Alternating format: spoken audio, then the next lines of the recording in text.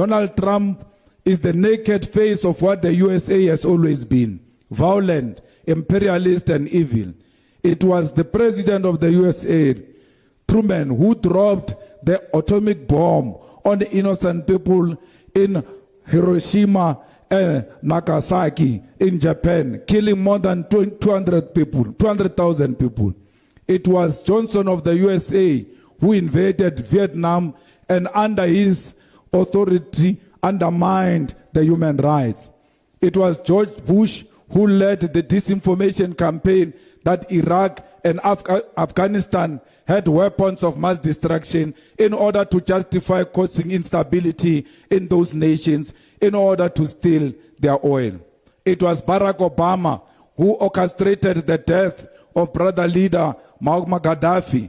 Until today, Libya has not recovered. I say this to highlight to you that Donald Trump is simply continuing a tradition of violence as foreign policy by the USA.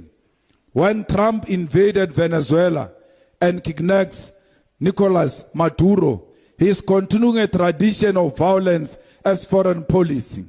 When Trump bombs Nigeria, bombs Iran, and Julius Malema has just delivered the most fearless, unfiltered takedown of American imperialism ever witnessed from an African leader.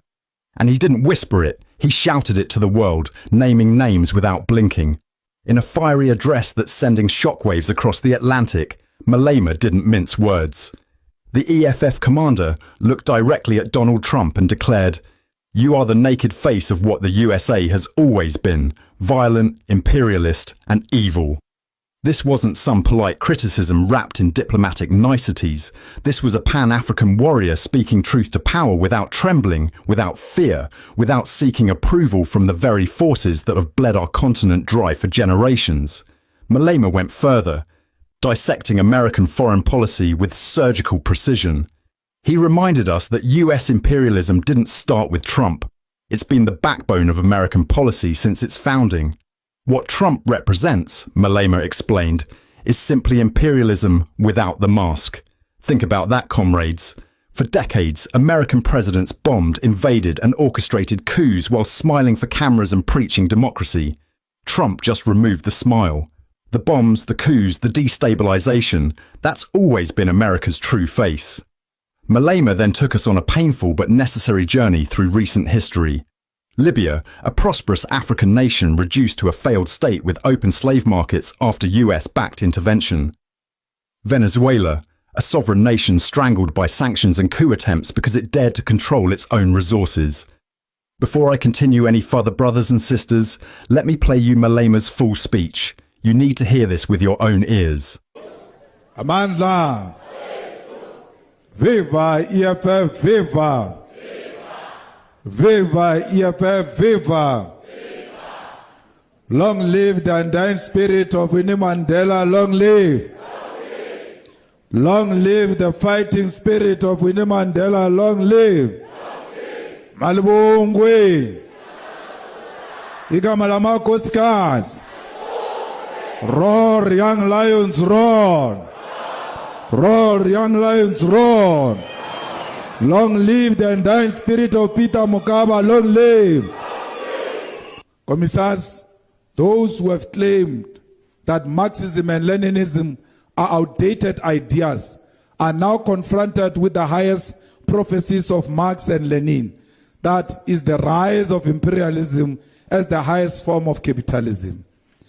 The Western and capitalist world is beginning to eat itself alive, and the anchor that will destroy Western society is the very nation that has been the most aggressive in its capitalism, the USA. As capitalism collapses, there is a growing sense that we are returning to the age of colonialism and domination through military strength rather than cooperation and consensus. The stage we are in is what Lenin refers to as the final stage of capitalism, destiny of crisis and collapse. The USA is currently in pursuit of territorial divisions of the world in order to control global markets and provide greater influence of global corporations over the natural resources of society. It is a nation led by paranoid and possibly mentally ill individual who has no regard for international law, for the logic of economy, and for the science of politics. As a result, we are all faced with a crisis because for too long, capitalism has been dominating economic order of the world. As socialists, it is our duty in this moment to see the silver lining, and that is, as capitalism collapses, we are given an opportunity to usher in a new world order based on equality, prosperity for all, and the return of the means of production into the hands of the people.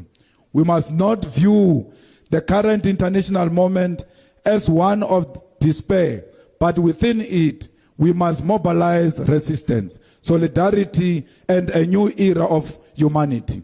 This new era is one where the USA no longer exists as the so-called leader of the free world. It is a new era where humanity must speak boldly against the presence of US military bases in foreign countries. It is a new era wherein we must divorce the global economy from dependency on the dollar. It is an era where we technological advancement and military capacity must be built by all nations so that we can defend ourselves against the threat of US imperialism. Comrades, inasmuch as Donald Trump is a manifestation of tyranny and fascism, he is not a major departure from the core of what represents the character of the USA. The USA has always been imperialistic. The USA has always been a destabilizing force in the world.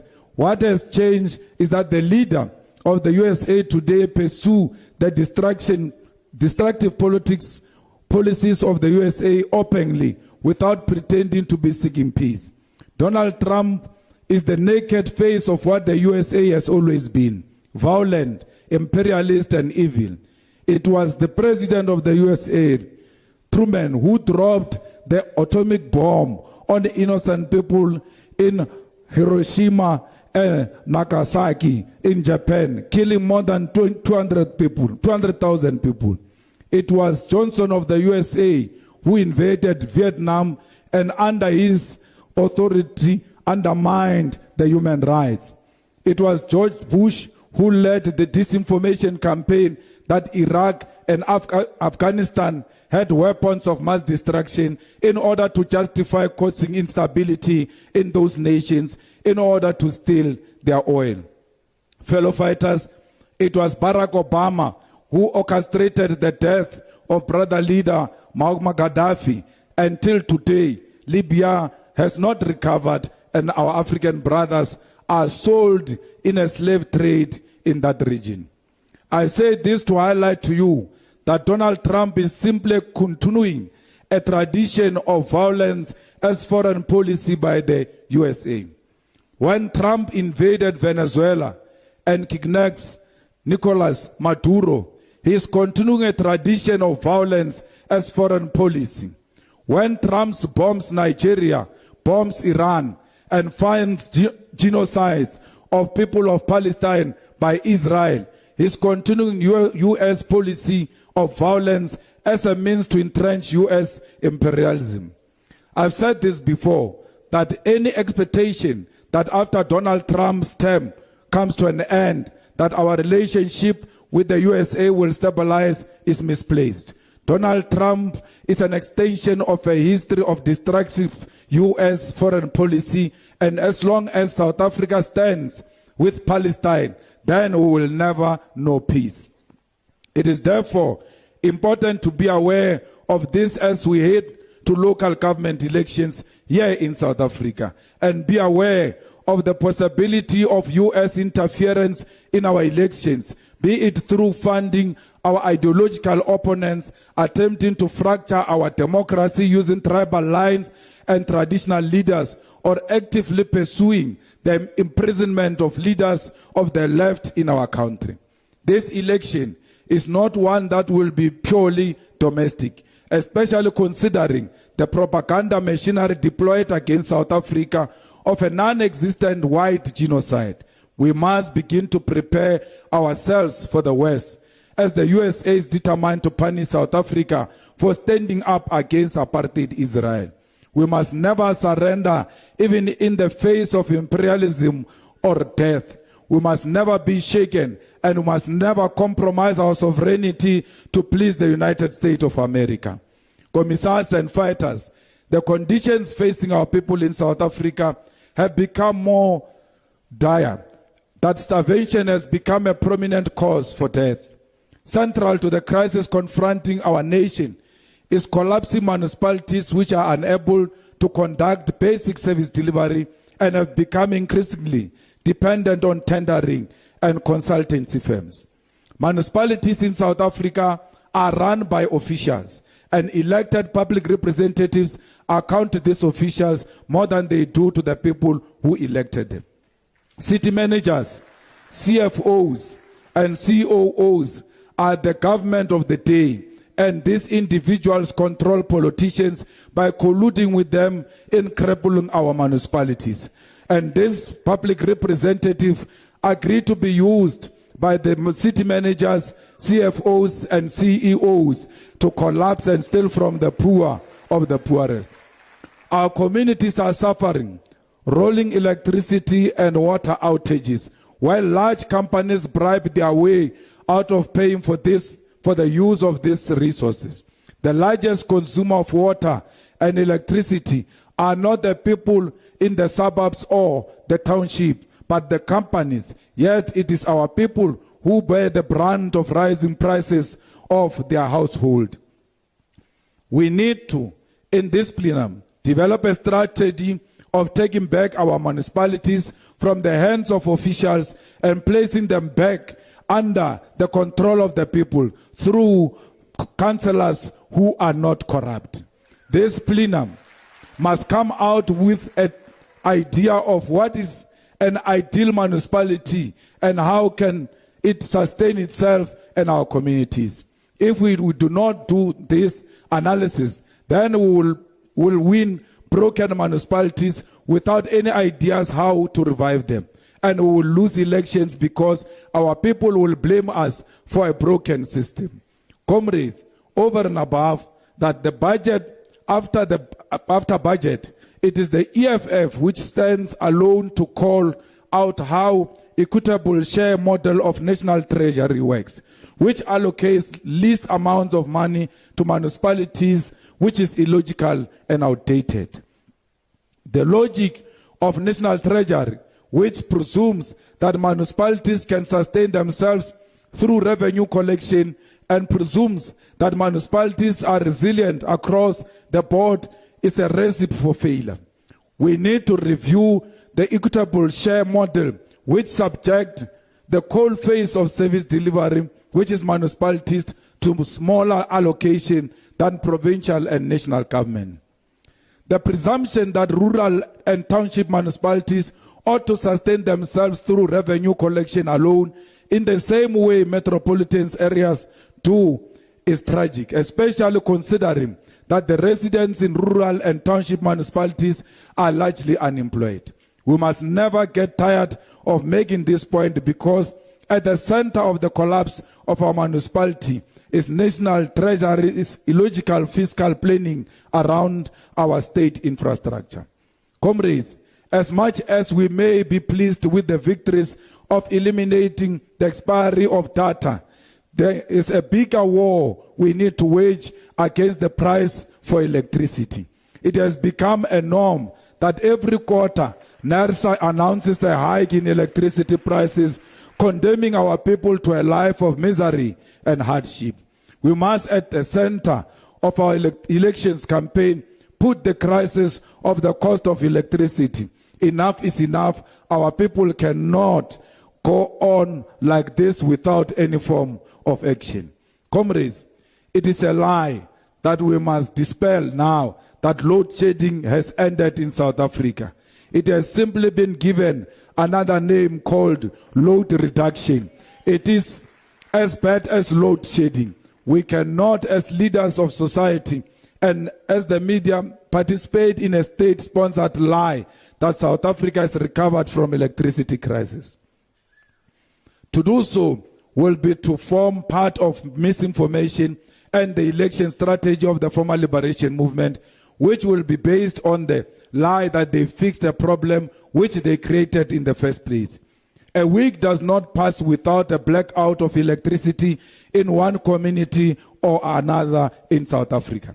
The people of Soweto live a life of darkness while we accept a lie that things have been turned around. We must champion these struggles, and this plenum must emerge with a concrete strategies on how we will rescue communities from darkness.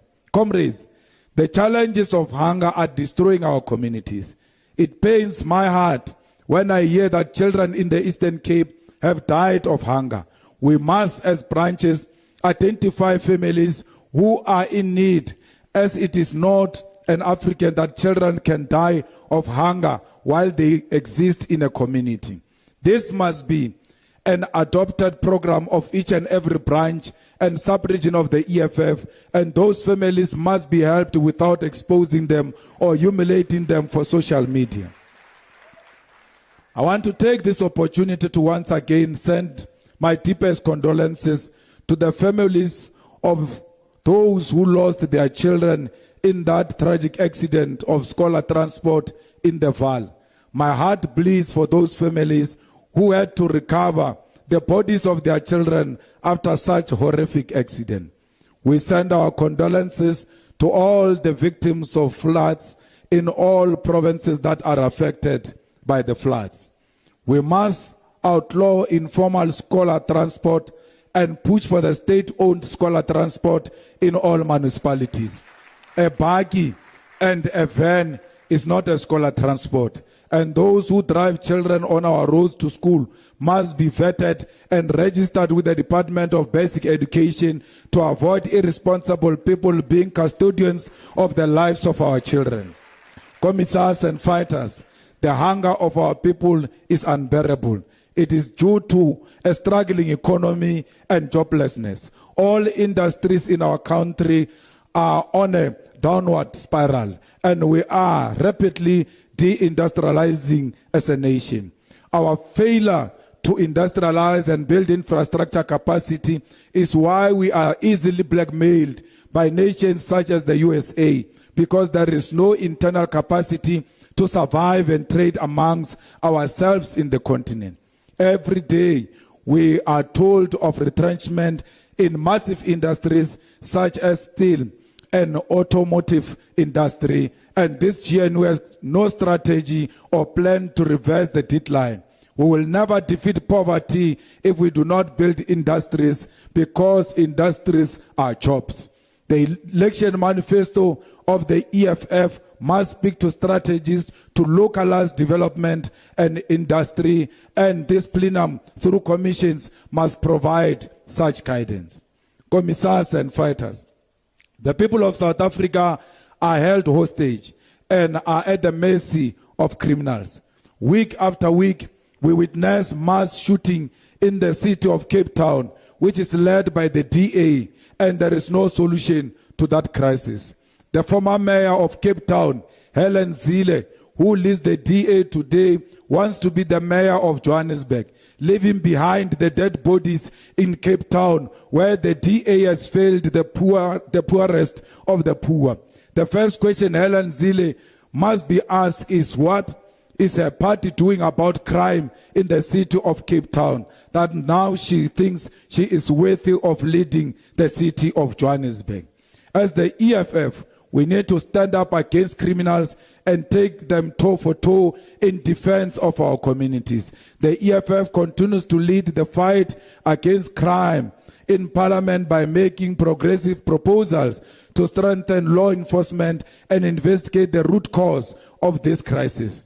This fight must be taken up by our councillors in communities. We must establish EFF-led community protection programs and apprehend criminals. You are not a revolutionary if you know the house of a drug dealer or a rapist in your community, yet you sit and do nothing about it. The time to accept that criminals can stay amongst us must come to an end. Stand Up South Africa, Stand Up Fighters, and chase away drug dealers, and chase away women abusers, and chase away gangsters in your communities. It is on that note that I wish to commend the EFF Youth Command, which through its Sizofunda Ngenkane campaign also launched an initiative to get those who are selling admission in institutions of higher learning arrested.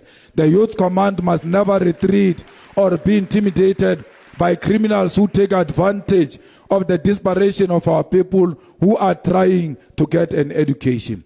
Let me make it very clear, even if this includes EFF Youth Command members who are selling spaces, you must go open cases against them and get them arrested, because we do not exist with criminals and will not tolerate criminals amongst ourselves. No one in the Youth Command must take advantage of the poor, of the poorest. You must always be combat ready to help the poor of the poorest without expecting anything in return, including without expecting them to vote for you. You are helping them genuinely because you are helping an African child.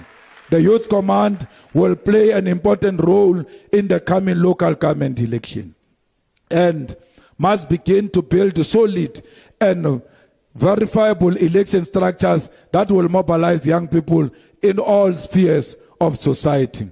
We need mass registration of young people all over South Africa, led by the Youth Command. The Youth Command must be at the forefront to mobilize the youth of South Africa to participate in the local government elections. We are nothing without the youth of South Africa. If the youth of South Africa turn out on an election day, we have already won this election, and we will win this election with the Youth Command leading the charge. Commissars and fighters, as an organization, we find ourselves at the moment of where we either thrive or perish. It's now or never. If we decline in this election, we must pack our bags and go home. We must go to a battlefield ready to die to emerge victorious in these elections. We are going to do everything in our power to ensure that the EFF retain its constituency and break new grounds in areas where it never existed. We have built sub-regional structures in an effort to take our organization back to the people, and our primary focus should be directed and should be direct interaction with each and every South African voter in order to convince them of the ideas of the EFF. We must, commissars and fighters, ensure that sub-regional structures meet regularly, and a standing agenda item ought to be service delivery programs and elections. We must ensure that our branches meet regularly, and councillors must convene community meetings to engage society and fix the problems confronting them. This is mandatory, and any councillor who fails to convene community meetings and resolve everyday challenges confronting our people will face the harsh consequences of the organization. All sub-regional command teams must embark on verification of all the voting districts, election task forces, and establish strict volunteers in each and every ward and each and every street. The work of elections begin today, and we must know how many soldiers we have for the war to come. There must be zero tolerance for anyone who misleads the organization and provides information to manipulate the leadership into thinking we have volunteers in instances where we do not have. Leadership is disciplined and honest, and dishonesty is tantamount to treason in the revolution. Fellow fighters, this will be a testing period which will demand utmost discipline from all of us. There will be no tolerance for laziness and ill discipline. There will be no tolerance for people who are given tasks and do not fulfill them. Each and every one of you seated here must be able to take individual and collective responsibility for the work of the organization, and this includes fundraising and organizing resources for elections. commissars and fighters, the time for unity in the organization is now. There is no room for division and factionalism. You must know that if you partake in such, then you are an infiltration which is sent to destroy the EFF. Remove envy of one another. Resist the temptation to undermine others and leading alone without consulting the collective. Respect your leadership. Know that the EFF is a party that leads and government follows. We don't take government responsibility to be the responsibility replacing those of the party. The party leads, government follows. As long as we've got an organization, there will always be a government. Fellow fighters, we need to ensure that we promote the organization above everything else, and as our constitution guides us, avoid taking personal glory for the work of the collective. As we enter this phase of election, you must avoid using I did Malemaville.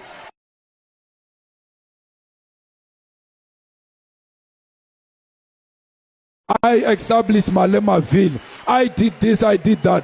Why didn't you establish Malemaville when you were in primary? Why didn't you establish Malemaville when you were in the youth league? Why did you wait for the EFF to encourage people to occupy the land and take over the land and stay in those pieces of land for you to now claim to be a hero in the area where you come from? Avoid personal glory and always promote organizational collective glory over victories that are won in the organization.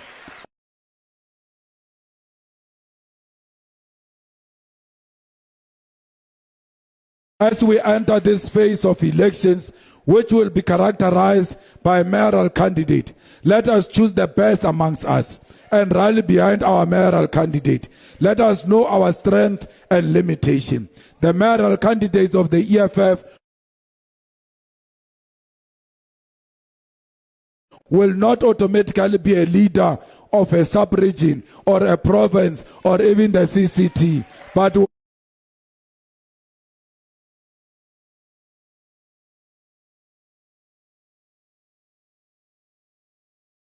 will be determined who we send, while ensuring that we do not weaken the organization in other areas of governance and responsibility. Let us discuss here in this platinum the caliber of an EFF mayor, because the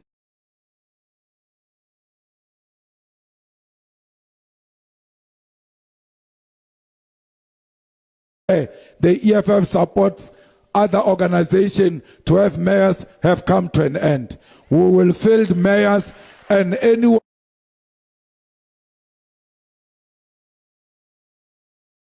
who wants to negotiate with the EFF must know that the EFF wants mayorship.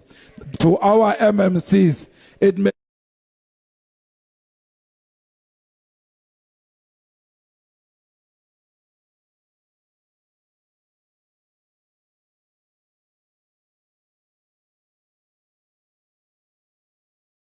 that it does not govern on its own in municipalities, especially here in Gauteng. We must stop any negotiation with the ANC, and where the ANC removes our MMC, all of you as MMCs are going to resign, and that cooperation stop immediately with the ANC.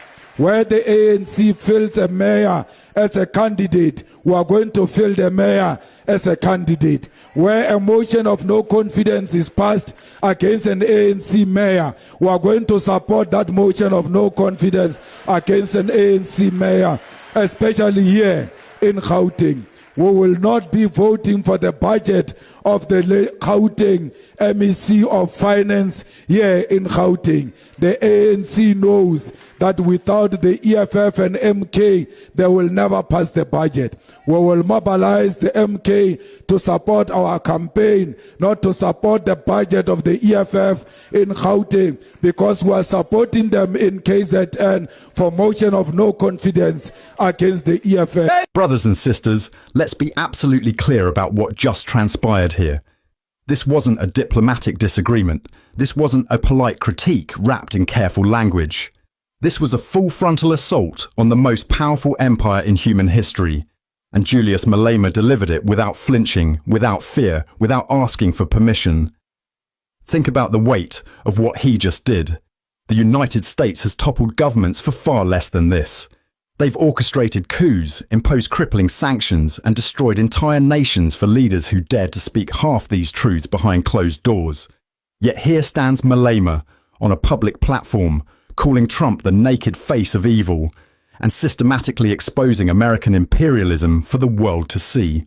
This is the kind of fearlessness we haven't witnessed since Patrice Lumumba stood before the Belgian king, since Thomas Sankara challenged French neocolonialism, since Gaddafi dared to dream of a united, independent Africa, and we all know what happened to those giants. But Malema knows this history. He studied it, and still he speaks. That's not recklessness, comrades. That's revolutionary courage. That's a man who understands that silence in the face of oppression is complicity. And here's why Washington is truly panicking. Malema has just shattered the glass ceiling of fear that keeps African leaders muzzled. For decades, our presidents and prime ministers have whispered these truths in private while smiling for Western cameras in public. They've watched their people suffer under IMF conditions, endured military interventions, seen their resources plundered, all while maintaining diplomatic relations with their oppressors. But when a leader of Malema's stature stands up and speaks this boldly, it creates permission for others. It shows African leaders across the continent that you can confront the empire and survive. You can speak truth to power. You can put African interests above Western approval.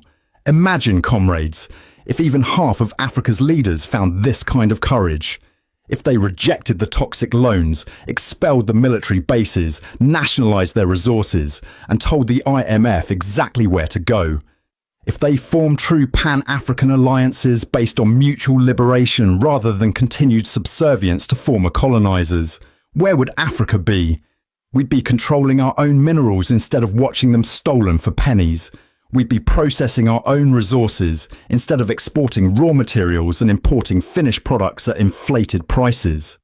We'd be feeding our own people instead of importing food while our fertile soil grows cash crops for European tables.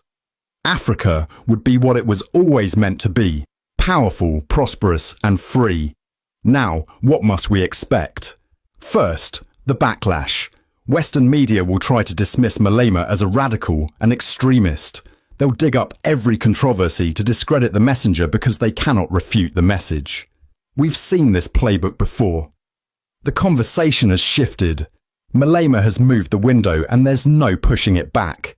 The revolution won't be televised on CNN, but it's being live streamed across African social media right now.